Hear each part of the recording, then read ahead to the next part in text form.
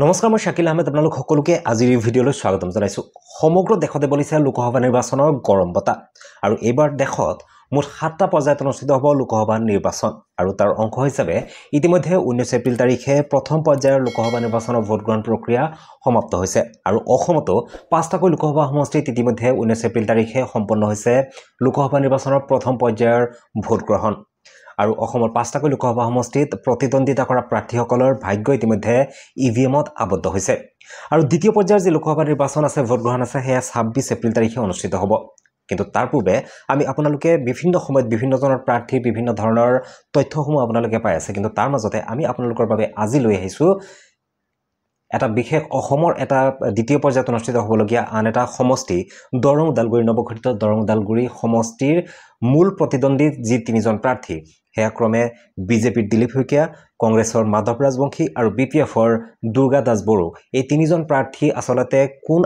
বেছি ধনী বা কাৰ সম্পত্তিৰ পৰিমাণ কিমান বা তেওঁলোকৰ শিক্ষাগত অৰ্হতা কিমান, তেওঁলোকৰ ক্ৰিমিনেল ৰেকৰ্ডছ কিবা আছে নেকি বা তেওঁলোকৰ শিক্ষাগত অৰ্হতা কিমান বা তেওঁলোকে কি প্ৰফেশ্যন কি, তেওঁলোকৰ ইনকামৰ উৎস কি, এনেকুৱা কিছুমান তথ্য আপোনালোকৰ বাবে লৈ আহিছোঁ। গতিকে ভিডিঅ'টো অকণমান দীঘল হ'ব পাৰে, কিন্তু শেষলৈকে চাব বুলি অনুৰোধ কৰিছোঁ, কাৰণ এই ভিডিঅ'টোত আপোনালোকে আপোনাৰ সমষ্টিত আপোনাৰ ওচৰলৈ ভোট বিচাৰি অহা সেই প্ৰাৰ্থীসকলৰ এনেকুৱা কিছুমান তথ্য যি তথ্য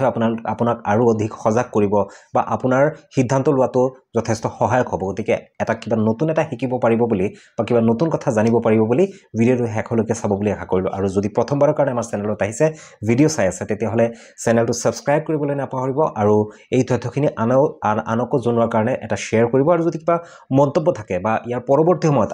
কোন সমষ্টিৰ কোনগৰাকী প্ৰাৰ্থীৰ বিষয়ে আপুনি জানিব বিচাৰে সেই বিষয়ে আপুনি কমেণ্টত জনাব পাৰে। আমি এই তথ্য ভাৰতীয় নিৰ্বাচন আয়োগক প্ৰাৰ্থীসকলে শপতনামাৰ জৰিয়তে অৰ্থাৎ এফিডেভিটৰ জৰিয়তে তেওঁলোকে প্ৰকাশ কৰা যি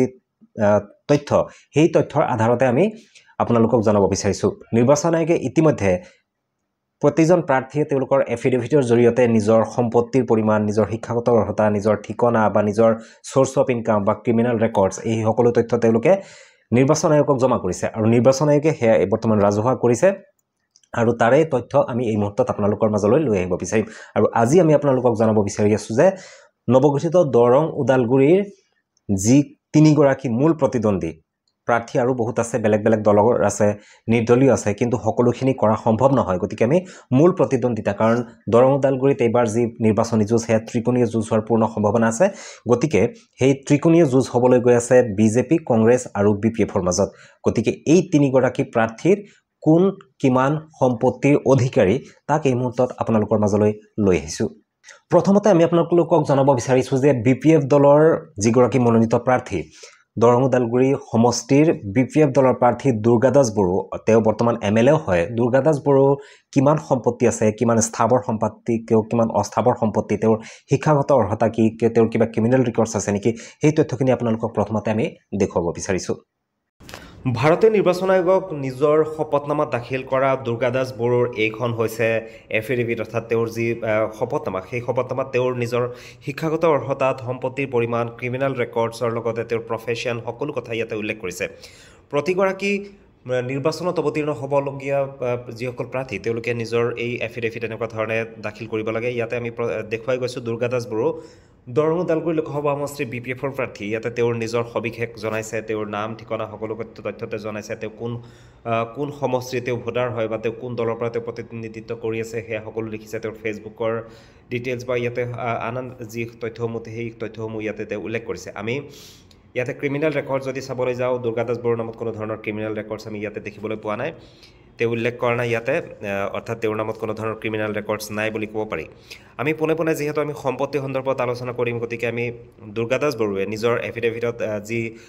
সম্পত্তিৰ কথা উল্লেখ কৰিছে, মুভেবল এছেটছ, অৰ্থাৎ তেওঁৰ অস্থাৱৰ সম্পত্তিৰ কথা তেওঁ কিছু এটা উল্লেখ কৰিছে। আমি ইয়াতে উল্লেখ কৰা তথ্যৰ পৰা জানিব পাৰিছোঁ যে দুৰ্গা দাস বড়োৰ তেওঁৰ হাতত কেছ টকা আছে,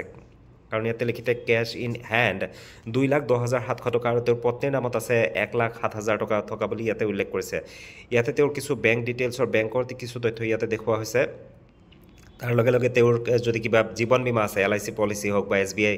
LIC পলিচি, এই পলিচিৰ তথ্যসমূহ ইয়াতে তেওঁ উল্লেখ কৰিছে। আমি যদি ইয়াতে তেওঁৰ কি গাড়ী আছে, তেওঁৰ নামত কি গাড়ী আছে, তেওঁৰ পত্নীৰ নামত কি আছে, বা তেওঁৰ আ অলংকাৰ কি আছে, তাৰ মূল্য কিমান, তাৰ সবিশেষ তথ্য ইয়াতে দেখুৱাইছে। আমি যদি সৰ্বমুঠ তেওঁৰ যি সম্পত্তি, সৰ্বমুঠ সম্পত্তি যি অস্থাৱৰ সম্পত্তি, সেই অস্থাৱৰ সম্পত্তিৰ যদি সৰ্বমুঠ মূল্য যদি চাবলৈ যাওঁ,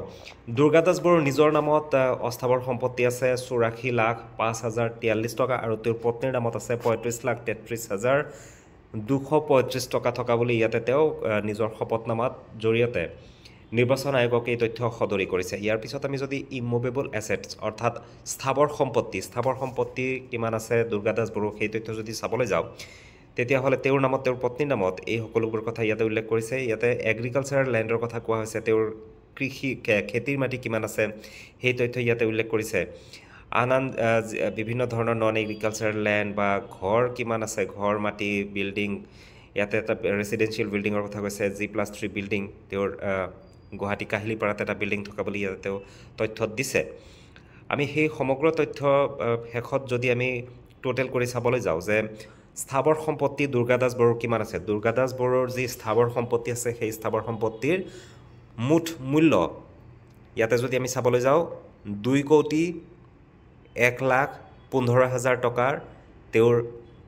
যি স্থাৱৰ সম্পত্তি, সেই স্থাৱৰ সম্পত্তি আছে। তেওঁৰ পত্নীৰ নামত কোনো ধৰণৰ স্থাৱৰ সম্পত্তি বা সন্তানৰ নামত কোনো ধৰণৰ স্থাৱৰ সম্পত্তি নাই। ইয়াৰ পিছত যদি আমি তেওঁৰ কিবা লোন আছে নেকি, লাইবিলিটিজ বা তেওঁৰ কিবা লোন আছে নেকি, সেই লোন সম্বন্ধীয় যি তথ্য, সেই তথ্যসমূহ ইয়াতে উল্লেখ কৰিব লাগে। আৰু তেওঁ ইয়াতে উল্লেখ কৰা ধৰণে তেওঁৰ নামত কোনো ধৰণৰ লোন ইয়াতে থকা বুলি তেওঁ দেখুওৱা নাই, বা তেওঁৰ নামত কোনো লোন নাই। এয়া আছিলে কিছু সম্পত্তিৰ তথ্য। আৰু তেওঁ ইয়াতে নিজৰ অকুপেশ্যনৰ কথা কৈছে, details of profession or occupation, তেওঁৰ পেছাগতভাৱে তেওঁ কি কৰে। তেওঁ এজন নিজে পলিটিচিয়ান বুলি কৈছে আৰু পেঞ্চন হোল্ডাৰ বুলি ইয়াতে উল্লেখ কৰিছে। তাৰ লগে লগে তেওঁৰ পত্নী এগৰাকী দুৰ্গা দাস বড়োৱে নিজৰ শপতনামাত নিজৰ যি প্ৰফেশ্যন, সেই প্ৰফেশ্যনৰ কথা ইয়াতে উল্লেখ কৰিছে। তেওঁ নিজে এজন পলিটিচিয়ান আৰু পেঞ্চন হোল্ডাৰ বুলি উল্লেখ কৰিছে। লগতে তেওঁৰ পত্নী এগৰাকী বিজনেছমেন ইয়াতে তেওঁ উল্লেখ কৰিছে। তেওঁৰ চ'ৰ্চ অফ ইনকাম যদি আমি চাবলৈ যাওঁ, চ'ৰ্চ অফ ইনকাম ইয়াতে শপতনামাত দুৰ্গা দাস বড়োৱে দেখুওৱাৰ মতে তেওঁ এগ্ৰিকালচাৰ এণ্ড পেঞ্চনৰ পৰা তেওঁৰ শপতনামাত তেওঁৰ মূল উপাৰ্জনৰ পথ তেওঁ দেখুৱাইছে। লগতে তেওঁৰ পত্নী এটা ৱাইন শ্বপ থকা বুলি তেওঁ কৈছে, ৱাইন শ্বপ তেওঁৰ পত্নীৰ নামত আছে। এই ধৰণে তেওঁ নিজৰ তথ্যসমূহ ইয়াতে উল্লেখ কৰিছে। লগতে তেওঁৰ যদি এডুকেশ্যনেল কোৱালিফিকেশ্যন আমি চাবলৈ যাওঁ, দৰং ওদালগুৰি লোকসভা সমষ্টিৰ BPF দলৰ প্ৰাৰ্থী দুৰ্গা দাস বড়োৰ এডুকেশ্যনেল কোৱালিফিকেশ্যন যদি আমি চাবলৈ যাওঁ, তেওঁ 1984 অৰ্থাৎ 1984 তেওঁ BA পাছ কৰিছে মঙলদৈ কলেজৰ পৰা। ইয়াৰ পিছত তেওঁৰ আন কিছুমান তথ্য ইয়াতে তেওঁ উল্লেখ কৰিছে। সবিশেষ যিখিনি তথ্য তেওঁ নিৰ্বাচন আয়োগক দাখিল কৰিছে, নিজৰ সম্পত্তি, স্থাৱৰ সম্পত্তি, অস্থাৱৰ সম্পত্তি, এডুকেশ্যনেল কোৱালিফিকেশ্যন, ক্ৰিমিনেল ৰেকৰ্ডছ বা তেওঁৰ আন যিসমূহ তথ্য আছে, বিভিন্ন ধৰণৰ তথ্যসমূহ ইয়াতে উল্লেখ কৰি তেওঁ নিজে এয়া শপতনামাৰ জৰিয়তে নিৰ্বাচন আয়োগক দাখিল কৰিছে। এয়া আছিলে দৰং ওদালগুৰি লোকসভা সমষ্টিৰ প্ৰাৰ্থী দুৰ্গা দাস বড়োৱে লোকসভা নিৰ্বাচনত অৱতীৰ্ণ হোৱাৰ পূৰ্বে তেওঁ শপতনামাত যি দাখিল কৰিছে, মনোনয়ন পত্ৰ দাখিল কৰোঁতে তেওঁ নিৰ্বাচন আয়োগক যি শপতনামা দাখিল কৰিছে, তাতে তেওঁৰ সম্পত্তিৰ পৰিমাণ, শিক্ষাগত অৰ্হতা, ক্ৰিমিনেল ৰেকৰ্ডছ বা আন যি তথ্য, সেই তথ্যসমূহ ইয়াতে তেওঁ উল্লেখ কৰিছে। এয়া আছিলে BPF দলৰ মনোনীত প্ৰাৰ্থী দুৰ্গা দাস বড়োৰ কিছু তথ্য। এতিয়া আমি কংগ্ৰেছ দলৰ মনোনীত প্ৰাৰ্থী মাধৱ ৰাজবংশী, তেওঁ কিমান শিক্ষাগত অৰ্হতা, ক্ৰিমিনেল ৰেকৰ্ডছ কিবা আছে নেকি, তেওঁৰ সম্পত্তি কিমান আছে, স্থাৱৰ সম্পত্তি, অস্থাৱৰ সম্পত্তি বা তেওঁৰ শিক্ষাগত অৰ্হতা কি, তাৰ কিছু তথ্য আমি এই মুহূৰ্তত আপোনালোকৰ মাজত দাঙি ধৰিব বিচাৰিছোঁ। কংগ্ৰেছ দলৰ দৰং ওদালগুৰি লোকসভা সমষ্টিৰ মনোনীত প্ৰাৰ্থী মাধৱ ৰাজবংশীয়ে নিজৰ মনোনয়ন পত্ৰ দাখিলৰ সময়ত যি এফিডেভিট বা শপতনামা দাখিল কৰিছে, সেই শপতনামাত তেওঁৰ যি সবিশেষ তথ্য তাক লৈ এই মুহূৰ্তত আপোনালোকক জনাব বিচাৰিছোঁ যে দৰং ওদালগুৰি লোকসভা সমষ্টিৰ কংগ্ৰেছ দলৰ মনোনীত প্ৰাৰ্থী মাধৱ ৰাজবংশীয়ে নিজৰ কিছু সবিশেষ ইয়াতে জনাইছে। তেওঁৰ নাম, ঠিকনা, তেওঁ কোন দলৰ পৰা প্ৰতিনিধিত্ব কৰিছে, তেওঁ কোন সমষ্টিৰ ভোটাৰ হয়, তেওঁৰ ফোন নম্বৰ, তেওঁৰ সামাজিক মাধ্যমৰ যি প্ৰফাইলসমূহ তাৰ কথা উল্লেখ কৰিছে। তেওঁৰ কিছু ইয়াতে ফাইনেন্সিয়েল ডিটেইলছ, তেওঁৰ পাৰ্মানেণ্ট একাউণ্ট নম্বৰ, কিবা কিবি সেই তথ্যসমূহ ইয়াতে দেখুৱাইছে। ক্ৰিমিনেল ৰেকৰ্ডছৰ কথা ইয়াতে উল্লেখ কৰিছে। আৰু পূৰ্বৰ দুগৰাকী প্ৰাৰ্থী দিলীপ শইকীয়া আৰু দুৰ্গা দাস বড়োৰ দৰেও মাধৱ ৰাজবংশীৰ কোনো ধৰণৰ ক্ৰিমিনেল ৰেকৰ্ডছ নাই এই শপতনামাত। আমি যদি তেওঁৰ পোনে পোনে তেওঁৰ সম্পত্তিৰ বিষয়ে যদি চাবলৈ যাওঁ তেওঁৰ নামত কোনো ধৰণৰ কেছ নাই গতিকে আমি তেওঁৰ সম্পত্তি কিমান আছে কিমান ধৰি মাধৱ ৰাজবংশীৰ মুভেবল এছেটছ অৰ্থাৎ অস্থাৱৰ যি সম্পত্তি অস্থাৱৰ সম্পত্তিৰ পৰিমাণ যদি আমি চাবলৈ যাওঁ মাধৱ ৰাজবংশীয়ে ইয়াতে উল্লেখ কৰা ধৰণে তেওঁৰ শপতনামাত উল্লেখ কৰা ধৰণে তেওঁৰ হাতত 2 লাখ টকা আছে আৰু পত্নীৰ নামত 35,000 টকা আৰু তেওঁৰ সন্তানৰ নামত 10,000 টকা থকা বুলি ইয়াতে উল্লেখ কৰিছে ইয়াৰ উপৰি তেওঁৰ বেংকৰ একাউণ্ট ডিটেইলছ দেখাইছে তাৰপিছতে তেওঁৰ যদি কিবা জীৱন বীমা বা পলিচি কিবা আছে তাৰ তথ্য দেখুৱাইছে তেওঁৰ গাড়ী তেওঁৰ মাধৱ ৰাজবংশীৰ নামত নিজৰ নামত কোনো গাড়ী নাই পত্নীৰ নামত গাড়ী এটা থকা বুলি তেওঁ ইয়াতে উল্লেখ কৰিছে তাৰপিছত তেওঁৰ অলংকাৰৰ তথ্য ইয়াতে উল্লেখ কৰিছে মাধৱ ৰাজবংশীয়ে তেওঁৰ নামত কিমান আছে তেওঁৰ পত্নীৰ নামত কিমান আছে সন্তানৰ নামত কিমান আছে এই সকলোবোৰ তথ্য যদি আমি একগোট কৰি পেলাই চাবলৈ যাওঁ তেতিয়াহ'লে মাধৱ ৰাজবংশীৰ মুঠ অস্থাৱৰ সম্পত্তিৰ পৰিমাণ মাধৱ ৰাজবংশীৰ নিজৰ নামত আছে 16,16,192 টকাৰ অস্থাৱৰ সম্পত্তি আছে আৰু তেওঁৰ পত্নীৰ নামত আছে 13,41,000 টকাৰ অস্থাৱৰ সম্পত্তি আৰু তেওঁৰ সন্তানৰ নামত আছে 1,48,000 টকাৰ অস্থাৱৰ সম্পত্তি আছে ইয়াতে তাৰপিছত যদি আমি ইমুভেবল এছেটছ অৰ্থাৎ স্থাৱৰ সম্পত্তি যদি চাবলৈ যাওঁ মাধৱ ৰাজবংশীৰ নামত কোনো ধৰণৰ এগ্ৰিকালচাৰ লেণ্ড অৰ্থাৎ কৃষি মাটি কোনো ধৰণৰ কৃষি মাটি তেওঁৰ নামত নাই তেওঁৰ পত্নীৰ নামতো নাই তেওঁলোকৰ নামত কোনো ধৰণৰ কৃষি ভূমি থকা বুলি ইয়াতে দেখুওৱা নাই নন এগ্ৰিকালচাৰ লেণ্ড তেওঁলোকৰ নামত কিছু থকা দেখুৱাইছে তথ্য ইয়াতে দেখুৱাইছে আমি সেই সকলো মাটিৰ যি তথ্য তাৰ সবিশেষ ইয়াতে চোৱাৰ পিছত আমি যদি একেবাৰে শেষত যদি আমি সৰ্বমুঠ কিমান মূল্য অৰ্থাৎ মাধৱ ৰাজবংশীয়ে নিজৰ মনোনয়ন পত্ৰ দাখিলৰ সময়ত শপতনামাত তেওঁৰ যি স্থাৱৰ সম্পত্তিৰ দেখুৱাইছে উল্লেখ কৰিছে তাৰ যি মূল্য সেই মূল্য যদি আমি চাবলৈ যাওঁ মাধৱ ৰাজবংশীয়ে নিজৰ শপতনামাত উল্লেখ কৰা স্থাৱৰ সম্পত্তিৰ মুঠ পৰিমাণ হৈছে মাধৱ ৰাজবংশীৰ নিজৰ নামত আছে 99 লাখ টকাৰ স্থাৱৰ সম্পত্তি মাধৱ ৰাজবংশীৰ নামত আছে আৰু তেওঁৰ পত্নীৰ নামত 1,50,000 টকাৰ স্থাৱৰ সম্পত্তি থকা বুলি তেওঁ ইয়াতে উল্লেখ কৰিছে তেওঁৰ কিছু সবিশেষ তথ্য ইয়াতে তেওঁ উল্লেখ কৰিছে ইয়াৰ পিছত যদি আমি পোনে পোনে তেওঁৰ যদি অকুপেশ্যন চাবলৈ যাওঁ মাধৱ ৰাজবংশী এগৰাকী অধিবক্তা হয় তেওঁ নিজে অধিবক্তা বুলি উল্লেখ কৰিছে আৰু তেওঁৰ পত্নী ৰিটায়াৰ্ড টিচাৰ বুলি উল্লেখ কৰিছে আৰু তেওঁলোকৰ যদি চ'ৰ্চ অফ ইনকাম আমি চাবলৈ যাওঁ মাধৱ ৰাজবংশীয়ে পেঞ্চন আৰু প্ৰফেশ্যনেল ইনকাম বুলি তেওঁ দেখুৱাইছে লগতে পত্নীয়ে পেঞ্চন হোল্ডাৰ বুলি ইয়াতে উল্লেখ কৰিছে ইয়াৰ পিছত যদি আমি মাধৱ ৰাজবংশীয়ে শিক্ষাগত অৰ্হতাৰ বিষয়ে চাবলৈ যাওঁ মাধৱ ৰাজবংশীয়ে 1971ত HSLC পাছ কৰিছিলে 1972ত তেওঁ PU পাছ কৰিছিলে অৰ্থাৎ বৰ্তমানৰ যি হায়াৰ ছেকেণ্ডেৰী তাক PU বুলি প্ৰথমতে আগতে আছিলে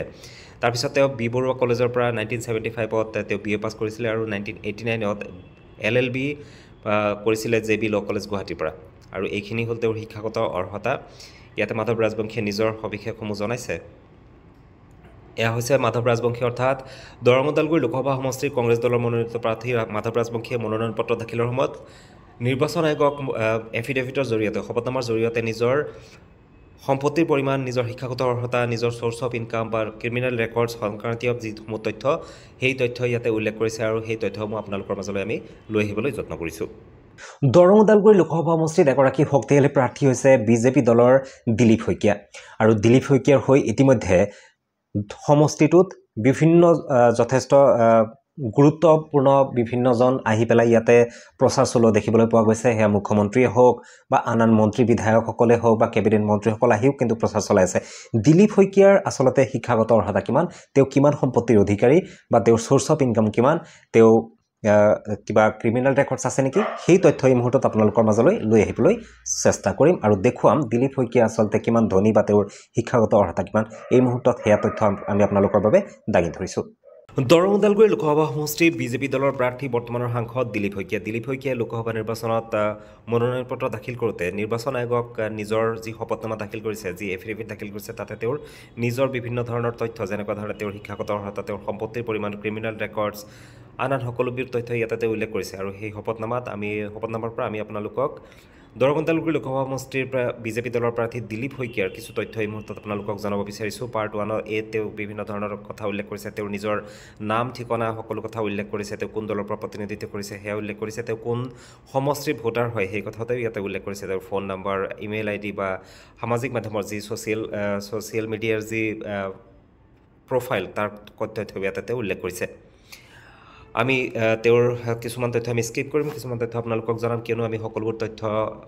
দিব বিচৰা নাই আমি কেৱল মাত্ৰ তেওঁৰ শিক্ষাগত অৰ্হতা ইনকাম চ'ৰ্চ তেওঁৰ সম্পত্তিৰ পৰিমাণ ক্ৰিমিনেল ৰেকৰ্ডছ এই তথ্যসমূহ দেখুৱাম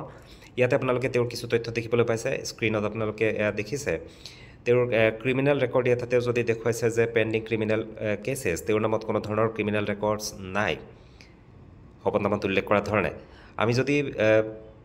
দিলীপ শইকীয়াৰ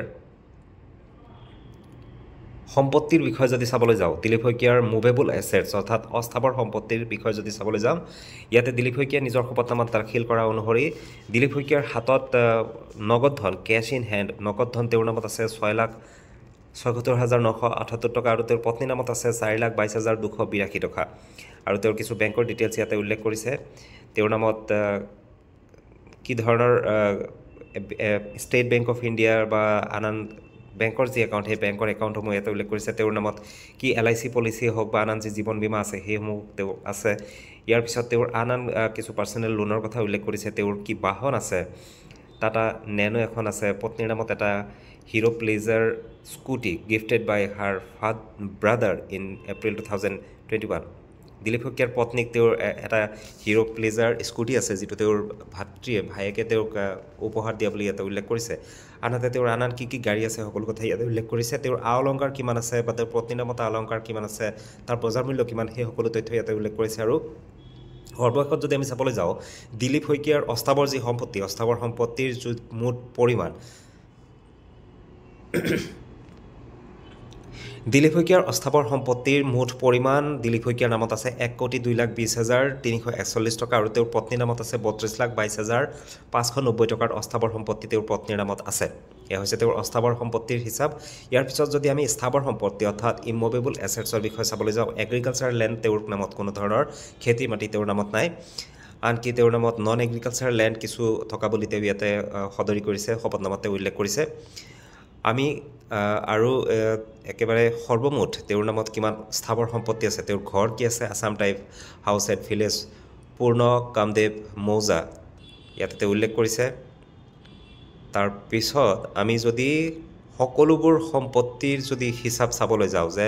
দিলীপ শইকীয়া দৰং ওদালগুৰি লোকসভা সমষ্টিৰ বিজেপিৰ মনোনীত প্ৰাৰ্থী দিলীপ শইকীয়া বা বৰ্তমানৰ যি সাংসদগৰাকী দিলীপ শইকীয়া তেওঁৰ আচলতে যি স্থাৱৰ সম্পত্তি সেই স্থাৱৰ সম্পত্তিৰ মুঠ পৰিমাণ অৰ্থাৎ মূল্য কিমান সেই যদি আমি চাবলৈ যাওঁ স্থাৱৰ সম্পত্তি দিলীপ শইকীয়াৰ নিজৰ নামত আছে 1,15,00,000 টকাৰ স্থাৱৰ সম্পত্তি দিলীপ শইকীয়াৰ নিজৰ নামত আছে আৰু পত্নীৰ নামত 15 লাখ টকাৰ স্থাৱৰ সম্পত্তি থকা বুলি তেওঁ ইয়াতে উল্লেখ কৰিছে ইয়াৰ উপৰি তেওঁৰ নামত যদি কিবা লোন আছে সেই তথাও তেওঁ এই শপতনামাত উল্লেখ কৰিছে দিলীপ শইকীয়াৰ নামত আমি যদি লোনৰ পৰিমাণ চাবলৈ যাওঁ দিলীপ শইকীয়াৰ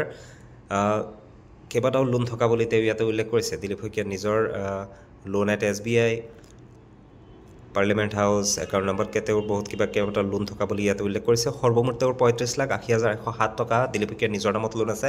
আৰু পত্নীৰ নামত 1.5 লাখ টকাৰ লোন থকা বুলি ইয়াতে তেওঁ উল্লেখ কৰিছে এয়া হৈছে তেওঁৰ সম্পত্তিৰ সবিশেষ আৰু আমি যদি অকুপেশ্যন চাবলৈ যাওঁ পেছাগতভাৱে দিলীপ শইকীয়া কি হয় তেওঁ এগৰাকী মেম্বাৰ অফ পাৰ্লিয়ামেণ্ট তেওঁ এজন সাংসদ হয় আৰু তেওঁৰ পত্নী কণ্ট্ৰেকচুৱেল টেট টিচাৰ বুলি ইয়াতে উল্লেখ কৰিছে LP স্কুলৰ টেট টিচাৰ বুলি উল্লেখ কৰিছে আৰু তেওঁলোকৰ চ'ৰ্চ অফ ইনকাম দিলীপ শইকীয়াৰ MPৰ যি চেলাৰী দৰমহা অৰ্থাৎ আৰু যি মাননি এলাউন্সসমূহ দি পেলাই তেওঁ ইয়াতে নিজৰ দিলীপ শইকীয়াই নিজৰ উপাৰ্জনৰ উৎস বুলি দেখুৱাইছে আৰু তেওঁৰ পত্নী এগৰাকী যিহেতু টেট শিক্ষক LP স্কুলৰ টেট শিক্ষক তেওঁৰ চেলাৰী দৰমহাটোৱে তেওঁৰ উৎস বুলি দেখুৱাইছে আমি যদি দিলীপ শইকীয়াৰ শিক্ষাগত অৰ্হতা চাবলৈ যাওঁ দিলীপ শইকীয়া 1984 অৰ্থাৎ 1994 চনত তেওঁ গুৱাহাটী কমাৰ্চ কলেজৰ পৰা বেচেলৰ অফ কমাৰ্চ অৰ্থাৎ তেওঁ BCom ডিগ্ৰী লাভ কৰা বুলি এই শপতনামাত উল্লেখ কৰিছে আৰু তেওঁ এই শপতনামা মনোনয়ন পত্ৰ দাখিল কৰোঁতে নিৰ্বাচন আয়োগক তেওঁ সবিশেষ জনাইছে আৰু এয়া তেওঁ নিজৰ ভেৰিফিকেশ্যন উল্লেখ কৰিছে আৰু এয়া হৈছে দৰং ওদালগুৰি লোকসভা সমষ্টিৰ বিজেপি দলৰ মনোনীত প্ৰাৰ্থী দিলীপ শইকীয়াৰ সম্পত্তি তেওঁৰ ক্ৰিমিনেল ৰেকৰ্ডছ তেওঁৰ শিক্ষাগত অৰ্হতা চ'ৰ্চ অফ ইনকাম বা তেওঁৰ প্ৰফেশ্যন সেই সকলো তথ্য এই মুহূৰ্তত আমি আপোনালোকক জনালোঁ এয়া আছিলে নৱগঠিত দৰং ওদালগুৰিৰ মূল যি প্ৰতিদ্বন্দ্বী কংগ্ৰেছ বিজেপি আৰু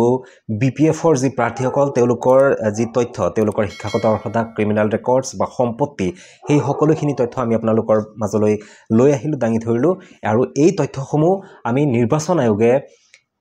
ৰাজহুৱা কৰা অৰ্থাৎ প্ৰাৰ্থীসকলে নিজৰ যি শপতনামা এফিডেভিটৰ জৰিয়তে নিৰ্বাচন আয়োগক তেওঁলোকে যি শপতনামা দাখিল কৰিছে বা ঘোষণাপত্ৰ দিছে সেই তথ্যসমূহ ইতিমধ্যে নিৰ্বাচন আয়োগে ৰাজহুৱা কৰিছে আৰু সেই নিৰ্বাচন আয়োগৰ ৰাজহুৱা কৰা তথ্যৰ পৰা আমি এই তথ্যসমূহ আপোনালোকৰ মাজলৈ লৈ আহিলোঁ পৰৱৰ্তী সময়ত আৰু কিছু তথ্য সম্বলিত ভিডিঅ' আপোনালোকৰ মাজলৈ লৈ আহিম বা আপোনালোকৰ ফালৰ পৰা যদি কোনোবা সমষ্টিৰ কোনোবা প্ৰাৰ্থী বিশেষভাৱে কোনো এগৰাকী পাৰ্টিকুলাৰ কোনোবা প্ৰাৰ্থীৰ যদি আপোনালোকে এনেকুৱা ধৰণৰ তথ্য জানিব বিচাৰে শিক্ষাগত অৰ্হতা শিক্ষা ক্ৰিমিনেল ৰেকৰ্ডছ বা সম্পত্তিৰ পৰিমাণ তেনেকুৱা যদি জানিব বিচাৰে তেতিয়াহ'লে আপোনালোকে কমেণ্ট কৰিব পাৰে পৰৱৰ্তী সময়ত আৰু কিছু ভিডিঅ'ৰ সৈতে আৰু কিছু তথ্যমূলিত ভিডিঅ'ৰ সৈতে লগ পোৱাৰ প্ৰতিশ্ৰুতিৰে আজিৰ ভিডিঅ'টো ইমানতে সামৰিব বিচাৰিছোঁ ধন্যবাদ জয় আই অসম